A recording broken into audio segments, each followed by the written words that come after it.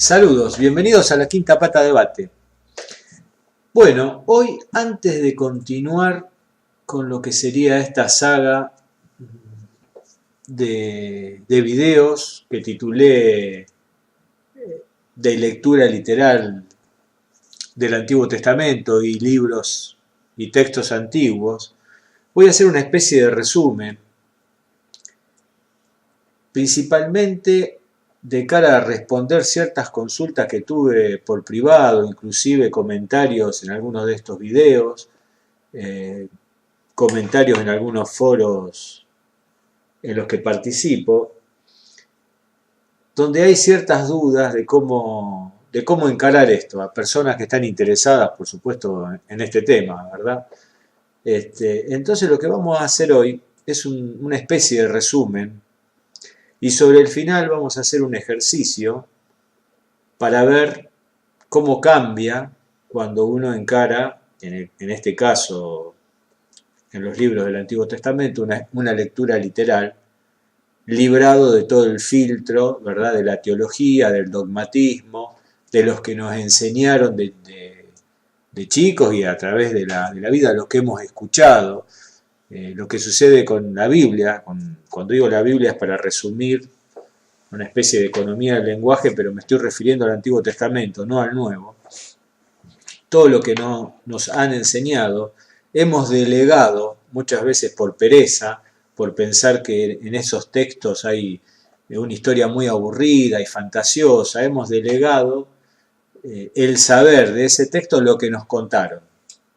Entonces nos hablan de un Dios todopoderoso, omnipotente, que nos prefiere a todos, de bondad, y bueno, y ahí vamos con esta creencia. Termina siendo una creencia porque delegamos nuestro conocimiento, nuestro raciocinio sobre lo que deberíamos haber leído en lo que nos contaron que dice ese texto. Pero bueno, como recibí varias consultas, vamos a hacer un pequeño resumen. Recordemos que el Antiguo Testamento, como tantos otros libros antiguos, no es un único libro escrito por una sola persona o, si se quiere, todo, o lo que todos querríamos, ¿verdad?, escrito por un humano, por un ser humano, dictado por Dios, sino es un conjunto de libros de diferente antigüedad, escrito por una cantidad importante de personas, a través de varios siglos en el tiempo, ¿verdad? Estos libros, estos textos, como sucede con otros, han tenido una cantidad de modificaciones, de cambio, con lo cual es muy difícil encontrar dos iguales, o sea, dos textos antiguos, como, bueno, en el caso que estoy aprovechando para tener, los rollos del Mar Muerto, dos textos iguales, digamos dos génesis iguales. Hay cambios, hay modificaciones, palabras faltan, palabras sobran. Entonces, cada una de las religiones, en este caso la hebrea, ¿verdad?, el cristianismo, los católicos, los cristianos católicos, los cristianos ortodoxos, los protestantes, han decidido, a través de los siglos, han decidido qué libros son inspirados por Dios y cuáles no, o son apócrifos. Y cada religión va cambiando. O sea, tenemos un Antiguo Testamento compartido, pero que cada uno entiende que una parte sí es válida, otra no, una parte contiene la palabra de Dios, del presunto Dios, y otra no. Adicionalmente, a través de la historia, todas las diferentes escuelas, los diferentes centros de poder que han tenido poder sobre este libro, no que han tenido una copia del libro, sino que han tenido poder de decir, bueno, a partir de ahora esta es el nuevo Antiguo Testamento que debemos tomar como válido, han hecho con estos libros los que han querido, han sacado libros justamente, lo han escondido, han reaparecido, han sido interpolados, o sea, han sufrido una infinidad de cambios para que finalmente nosotros tengamos un libro que entendemos que es el definitivo, pero que dentro de unos años puede cambiar. De hecho, cambia constantemente. Esto es importante saberlo porque ya al saberlo o al conocerlo, pierde esa idea, pierde el libro, esa idea de que es una única cosa construida una única vez y que ha perdurado así, inalterable a través de los siglos hasta llegar a nuestras manos. Todo lo contrario. Es uno de los libros lamentablemente más modificado, más cambiado, más editado de la historia. Los historiadores, los biblistas, ¿verdad? Sean hebreos, sean católicos, están de acuerdo de que el libro que hoy tenemos no es el que fue escrito, ni mucho menos el que fue recitado en origen. Principalmente, esto ya lo expliqué, porque bueno, y este es un claro ejemplo, porque en la antigüedad, en el hebraico antiguo, se escribía solo con consonantes y todo de corrido, con lo cual diferentes escuelas, una de ellas la masoreta, la escuela masoreta, que es la que en definitiva nosotros heredamos, la mayoría de las Biblias que tenemos en casa de todas las religiones que nombré, fueron los encargados de agarrar digamos, esta especie de oración sin fin, escrita de derecha a izquierda, y sin vocales, de vocalizarla, o sea, ponerle puntitos y rayitas para que esté vocalizada y separar, decir, bueno, aquí comienza una palabra y aquí comienza la otra. Esta tarea fue hecha por varias escuelas, pero la que predominó, la que venció, se quiere, como ustedes quieran decirlo, fue la masoreta. ¿Cómo será de...? Bueno, adicionalmente, los biblistas, los teólogos, historiadores no se ponen de acuerdo prácticamente con ningún versículo del Antiguo Testamento para decir, tenemos la certeza que este versículo lo escribió tal persona. No hay. Se puede decir, bueno, el libro de Isaías, por ejemplo, lo escribió Isaías, y diremos nosotros, ¿quién otro? Bueno, lo más acertado, se quiere, es que el libro de Isaías lo escribieron 3 personas a través de 250 años. O sea, hubo un primer Isaías que escribió los primeros libros, después tuvo el Deutero Isaías, que en griego Deutero es segundo, que escribió otra parte del libro de Isaías unos 200 años después, y después está el Trito Isaías, un tercer Isaías, que escribió unos 50 años después, 50, 60 años después, del segundo, con lo cual hubo prácticamente, en el mejor de los casos, 250 años para escribir ese libro, y las personas seguramente que lo fueron escribiendo no se deberían haber llamado Isaías, con lo cual no se sabe quién los escribieron. En todo caso, el segundo y el tercero, Deutero Isaías, Trito Isaías, es como para decir, bueno, lo escribieron Isaías, pero es así, no se ponen de acuerdo, no hay una certeza de quién escribió cada libro ni cada versículo. La Universidad Hebrea de Jerusalén, esto lo dije en otros de estos videos, al que le interese, yo creé una lista de reproducción para ir agregando todos estos videos y lo puedan identificar rápidamente. En el año 68, en 1968, la Universidad Hebrea de Jerusalén le encargó a los biblistas hebreos la creación de una Biblia, de los libros, yo digo una Biblia, pero del Antiguo Testamento, de los libros que para los hebreos son canónicos, ¿verdad? ¿No? Que no son los mismos que para los cristianos. Creo que hay 1 o 2 libros de diferencia, además hay ciertos conceptos, pero en fin, no nos vayamos del tema, o no me tengo que ir yo del tema. Entonces, le encargó esta universidad a los biblistas hebreos la confección de una Biblia que sea lo más parecida a la que fue escrita en origen, que como dije nadie en definitiva sabe cómo fue, pero van a hacer una investigación tan grande que se dieron 200 años para culminarla. O sea, esto empezó en el año 68, con lo cual dentro de unos 120, 130 años, 140 años, en el futuro tendrán una Biblia que será lo más fiel dentro de lo que se puede, harán comparaciones con diferentes escritos, por supuesto, justamente si eran 200 años.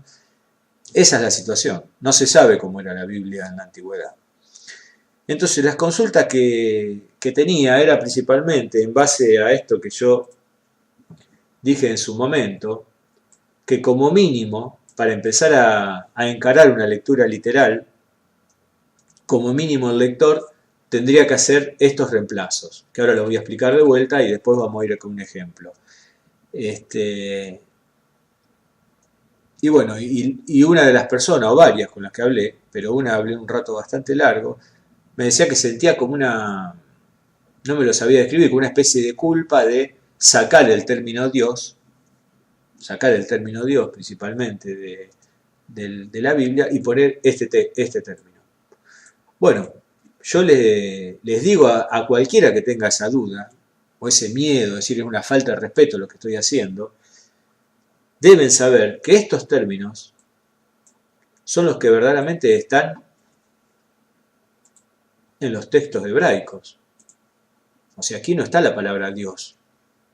Aquí, con suerte, está la palabra Elión, la palabra Elohim, como dije, o la palabra Yahvé, o la palabra El Shaddai, pero no está la palabra Dios. La palabra Dios en hebraico antiguo no existe. En todo caso, fueron los biblistas, los teólogos, que dicen que esta palabra en plural quiere decir Dios. Ya lo expliqué en otros videos. Pero entonces, haciendo este reemplazo, que ahora lo voy a explicar nuevamente, están siendo sumamente respetuosos con los textos bíblicos, porque están poniendo los textos en hebraico tal cual como están en los libros antiguos, por ejemplo, en los rollos del Mar Muerto, en cualquier libro, en el código masorético de Leningrado, ¿verdad? En todos lados. Entonces no hay ninguna falta de respeto, no hay ninguna forma liviana de tomar estos libros, todo lo contrario, es un trato respetuoso sobre lo que dice ese libro. Y entonces también una charla que tuve, que ahora la voy a dar con un ejemplo, es la diferencia entre hacer una lectura literal y posterior razonamiento de un texto y una lectura en clave alegórica, ¿verdad? Teológica, interpretativa, con su lectura y su posterior interpretación alegórica, ¿verdad? Metafórica, donde la persona que lo lee dice, bueno, aquí, si bien en la Biblia dice tal cosa, en realidad lo que quiere decir es tal otra, y siempre hay metáforas, y siempre hay algo que en definitiva uno cuando lo lee no está. Entonces voy a hacer un ejemplo sencillo, que no tiene que ver con la Biblia. Después vamos a ver unos versículos de la Biblia y vamos a terminar con un ejemplo que verdaderamente yo creo que es categórico. Pero vamos a hacer un ejemplo sencillo de otro libro. Un libro imaginario del que no sabemos nada. En este libro que venimos leyendo nos narra una historia y en cierto momento, en cierto capítulo del libro, encontramos que uno de los personajes, o el personaje principal, eso como ustedes quieran, pone un despertador a las 6:56 y se acuesta a dormir. Estoy hablando de un libro que no tiene nada que ver con una novela, lo que ustedes quieran. Imagínense lo que ustedes quieran. Este personaje, continuando la lectura de este libro, aparece nuevamente a las 15 horas del otro día, hablando con otra persona de la cual no sabemos el libro hasta ese momento, no nos explica quién es. Al hacer una lectura literal de esto que acabamos de decir, y razonándolo, bueno, de este personaje que puso el reloj a las 6:56, luego se encontró al otro día a las 15 horas con una persona, nosotros porque lo hemos leído antes en el libro, en capítulo anterior, sabemos que la persona tiene un trabajo al cual va todos los días a trabajar porque lo ha contado en alguna parte en esta narración. Entonces digo, quien hizo una lectura literal de esto que acaba de leer, cosa normal en cualquier libro que uno lee, dicho de paso, dirá, bueno, si la persona se acostó a las 6:56 y se fue a dormir y lo encuentro varias páginas después al mismo personaje a las 15 horas del otro día, yo voy a entender varias cosas. Si como el libro no me aclara lo contrario, voy a entender que esa persona a las 6:56 se levantó y se fue a trabajar a la mañana como debería haber hecho porque yo sé que esa persona trabaja en el libro. Y después, en cierto momento, se encontró con esta otra persona y hasta ahí no sé nada más.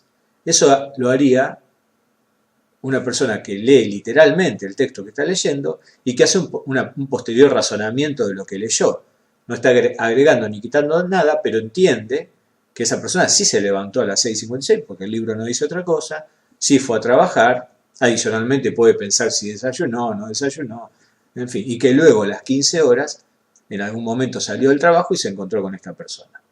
Ahora, ¿qué haría una persona que lo lee en clave alegórica, metafórica, ¿verdad? Con una posterior interpretación teológica? Bueno, nos dirá que, por ejemplo, que el hecho de que justo sea las 6:56, en ese horario donde probablemente quizás todavía no es de día y de noche, con lo cual claramente ahí el escritor, quien escribió ese libro, nos está dando claramente a entender que hay un enfrentamiento entre la luz y la oscuridad, en ese límite donde la luz y la oscuridad se están enfrentando, y el hecho de que justamente haya puesto a las 6:56 es un claro mensaje de que al otro día se va a enfrentar contra el 666, porque qué mejor horario que el 6:56 de la mañana, del reloj, perdón, del día, que otro horario del día se nos acerca más que al 666. La 6:56 es casi, por un número, el 666. Y seguirá con la numerología diciendo que quizás el 5 más el 1 es el 6,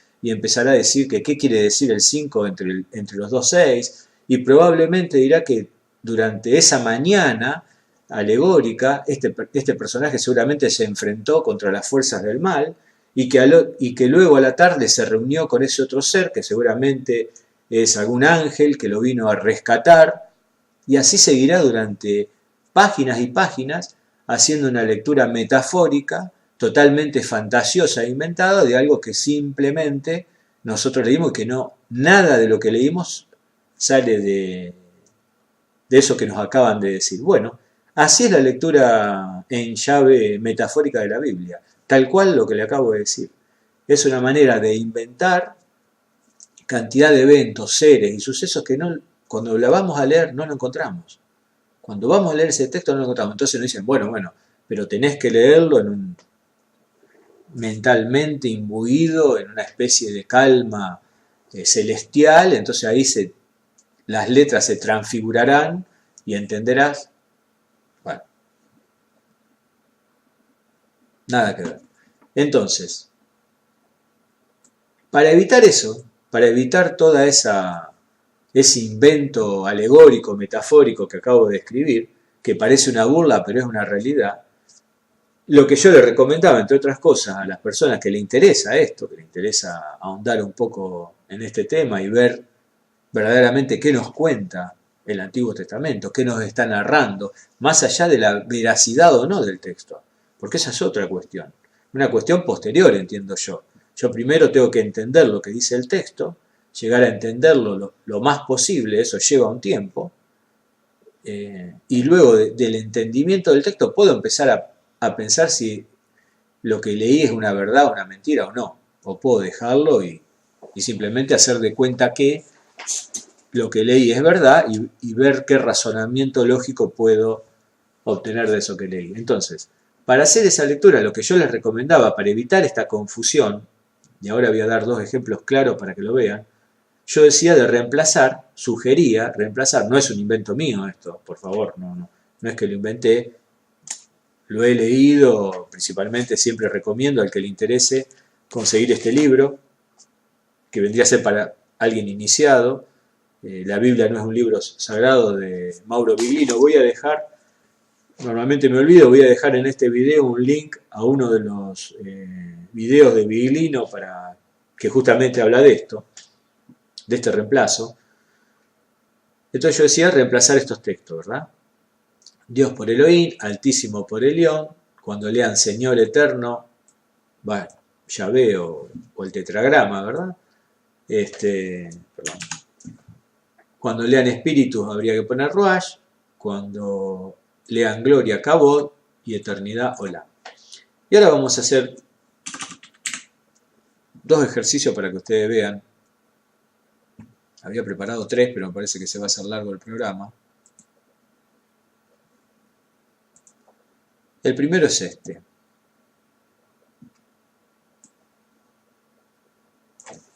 Lo vamos a traer acá. Vamos a ampliarlo. Si sienten ruido es que tengo una mascotita nueva que rescaté y hasta que no se acostumbre a mi patio grande duerme afuera, así que duerme adentro, perdón. Así que está acá al lado mío y hace ruido. Bien, creo que ahí va. Esta es de Deuteronomio 32, 8, 9 y 12 de Reina Valera. Reina Valera es una de las traducciones, de las peores traducciones, bien teológica, bien en clave metafórica, bien tratando de ocultar lo que verdaderamente dice el texto, y ahora se van a dar cuenta por qué. Esto ya lo hemos visto en otros videos, estos versículos, pero ahora vamos a ver el reemplazo. Entonces dice, cuando el Altísimo hizo heredar a la gente, cuando hizo dividir los hijos de los hombres, estableció los términos de los pueblos según el número de los hijos de Israel. En el 9 dice, porque la parte de Jehová es su pueblo, Jacob es la cuerda de su heredad. Igualmente, aunque esté así, igual si lo leemos entendemos lo que está pasando, pero... Y el 12 dice, Jehová solo le guió, que no hubo con él Dios ajeno. O sea, quien lee esto verdaderamente, aunque leamos Reina Valera, estamos viendo lo que está pasando y nos empezaríamos a hacer preguntas, ¿no? Pues decimos, bueno, pero si el Altísimo es Jehová, y acá nuevamente este también es Jehová, ¿de qué estamos hablando? ¿Sí? Enseguida nos haríamos ciertas preguntas. Pero ahora vamos a traer a la Biblia textual y vamos a ver cómo cambia esta realidad. Vamos a copiar el mismo tipo de letra. Y aquí tenemos los mismos versículos, pero ya cambiado con los términos. Entonces dice, cuando Elión daba a cada pueblo su herencia, su heredad, y distribuía a los hijos del hombre, trazando la frontera de los pueblos, según el número de los hijos de Elohim. Ahí empezamos a hacernos varias preguntas. ¿Pero cómo? ¿Elohim no es Dios? ¿Cómo los hijos de Elohim? Y después dice, bueno, esta parte no cambia, definitiva, porque dice, porque la porción de Yahvé es su pueblo, Jacob es el cordel de su herencia, su heredad. Y después acá queda bastante más claro lo que está hablando, porque dice, Yahvé solo lo condujo, con él no hubo Elohim extranjero. Y cuando sabemos que Elohim y Yahvé son cosas diferentes, ya le damos una lectura mucho más importante a este texto. Pero ahora les voy antes de volver a este, que es con el que voy a hacer el ejercicio final, les voy a leer un segundo, donde estaba leyendo, bueno, esto que dejé lo voy a dejar para otro momento, se va a hacer muy largo el video. Pero quiero ir con este, porque este también es muy representativo cuando hacemos los cambios de vuelta con Reina Valera. Vamos a agrandar de vuelta Reina Valera, una traducción bien teológica que hace que quien lo lea no se le pierda un poco lo que en realidad está leyendo. Acá leemos, bueno, Ezequiel 3:12 dice, levantóme el espíritu, oí detrás una voz de grande estruendo que decía, la voz decía, bendita sea la gloria de Jehová desde su lugar. Bueno, no me dice nada, me dice que el espíritu me levantó, que hay una voz detrás. Y después en el 3:23 dice que lo levantó, este espíritu, lo sacó del campo y que allí estaba la gloria de Jehová, como la gloria que había visto junto al río. Uno dice, bueno, la misma gloria, estamos hablando de Jehová. No logramos leyendo esta tendenciosa traducción lo que está sucediendo, no lo logramos ver. Y en el 10:18, más adelante, Ezequiel también, dice que la gloria de Jehová se salió de sobre el umbral de la casa y paró sobre los querubines. Finalmente voy a explicar un poco el tema de los querubines. Bueno, este versículo también suena raro, ¿no? Como la gloria salió y se posó arriba de unos querubines. que dicho sea de paso, los querubines son ángeles. Bueno, son ángeles para la traducción cristiana, ¿verdad? Nada más lejos de la realidad. Bueno, uno lee confuso, pero no logra sacarse ese manto teológico porque dice, bueno, es medio confuso todo, pero está hablando de la gloria del Dios, en fin. Entonces ahora vamos a ir a la Biblia textual. Y nos vamos a empezar a reír un poco del tema. Entonces vamos a ponerlo acá. Vamos a copiar el formato.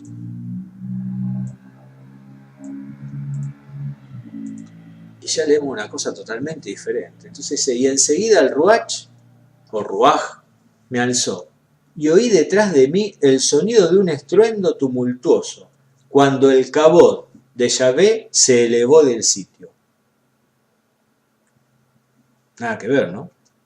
Paren un minuto, si quieren acá, lean tranquilos. Nada que ver. Lo alzó el Ruach. No importa qué quiere decir. Esto es importante saberlo. No importa qué quiere decir cabod, no importa qué quiere decir Ruach. Pero cuando sacamos esos términos tendenciosos, ya nos cambia totalmente. Y en el otro dice, me levanté y salí a la llanura, y ahí estaba el cabod de Yahvé, como el cabod que había visto junto al río. Y ya decimos, pará, acá está comparando esto que no sabemos qué quiere decir, pero al sacar ese término tendencioso, nos empieza a llamar la atención. Y el 10-18 cambia totalmente. Y dice, entonces el cabod de Yahvé se retiró del umbral de la casa y quedó sobre los querubines. Nos dice una cosa totalmente diferente. Si ustedes quieren saber qué teóricamente quiere decir cabod, qué quiere decir Ruach, bueno, pueden buscar algunos de mis videos anteriores. Pero ahora voy a hacer un ejercicio con este.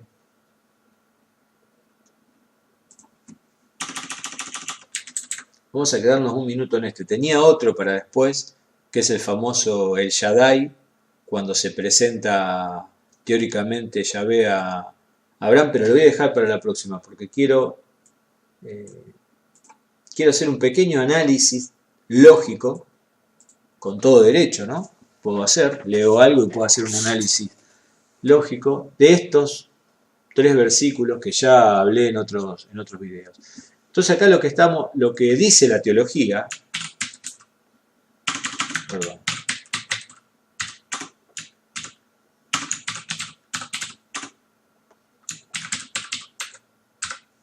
lo que dice la teología es que estos 3 términos se refieren a la misma entidad, a Dios. Estos 3 términos nosotros los tenemos que traducir como Dios. Bueno,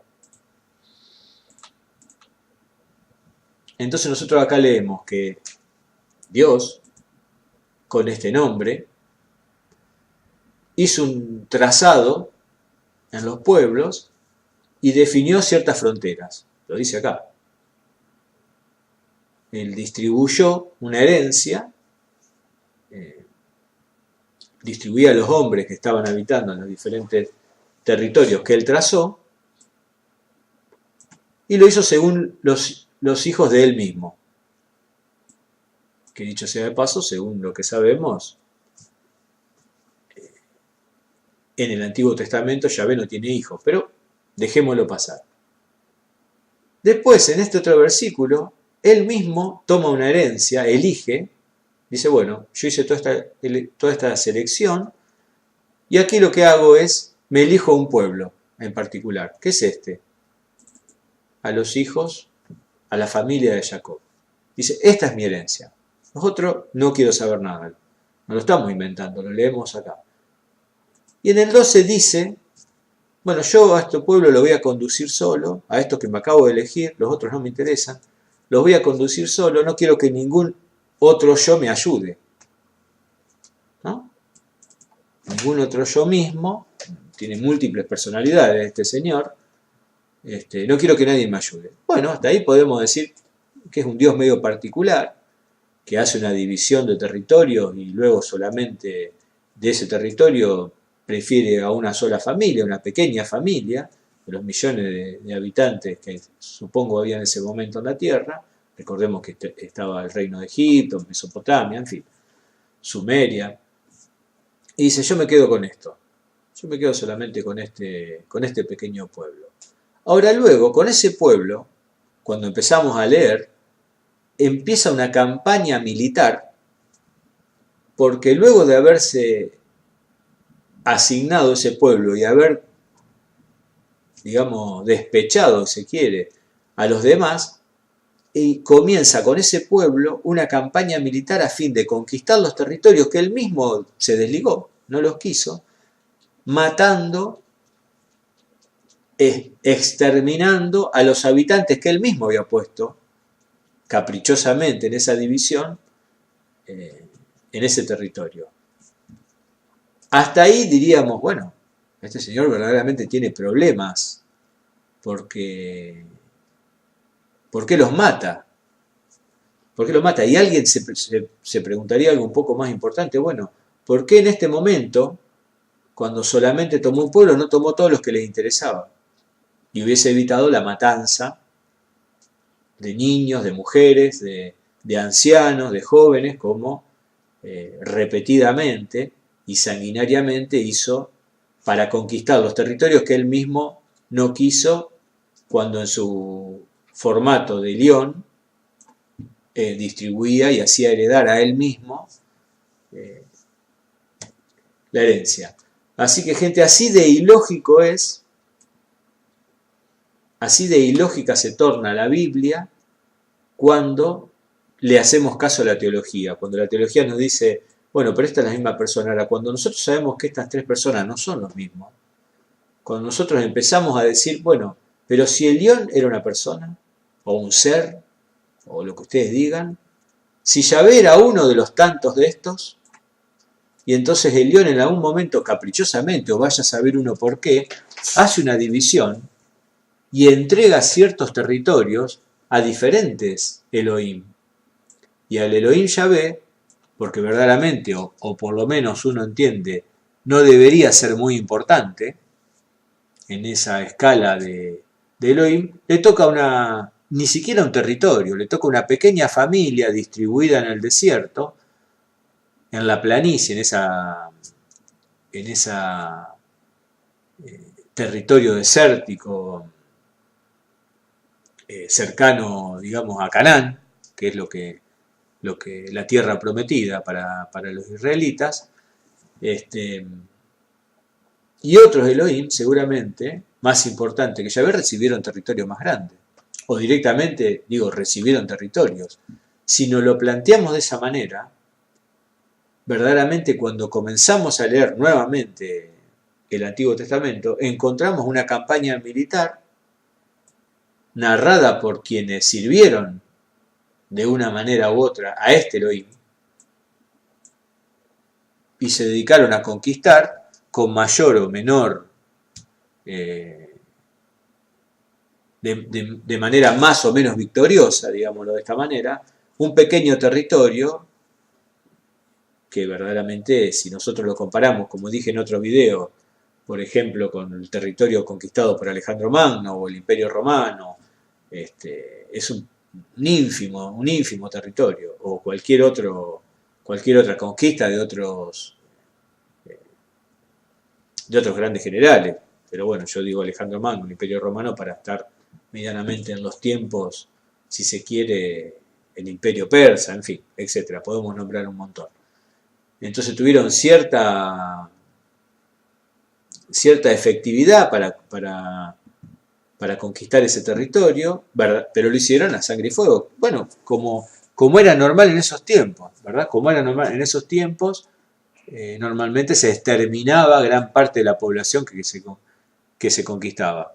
En realidad, si lo comparamos a el guerrero, al conquistador Yahvé, al Elohim Yahvé, con Alejandro Magno, podemos decir que Alejandro Magno era mucho más benévolo, o fue, por lo que nos narran los libros antiguos, por supuesto, fue mucho más benévolo con los territorios y las poblaciones que conquistaba que el propio Yahvé, el presunto Dios de toda la humanidad. Así que, gente, los dejo. Me quedó un tema para ver, pero lo voy a hacer en otro programa para que no se haga tan largo. les voy a dejar un video donde medianamente Mauro Biglino, lamentablemente, o en realidad no tiene por qué ser lamentablemente, está en italiano, donde medianamente cuenta esta relación Elión, Yahvé, Elohim, etc. Así que espero que le haya interesado, espero que le haya aclarado a quienes me preguntaban y a los que tengan esta duda de si es respetuoso o no hacer este cambio. Y con los versículos que vimos, yo creo que verdaderamente se ve un cambio importantísimo, radical, en lo que dice cada versículo, en lo que empezamos a entender que eran estos objetos, por ejemplo, que era esto, con respecto a esta otra traducción, Reina Valera, totalmente tendenciosa, donde nos dice una cosa totalmente diferente. Así que gente, los dejo, hasta un próximo programa de La Quinta Pata, gracias.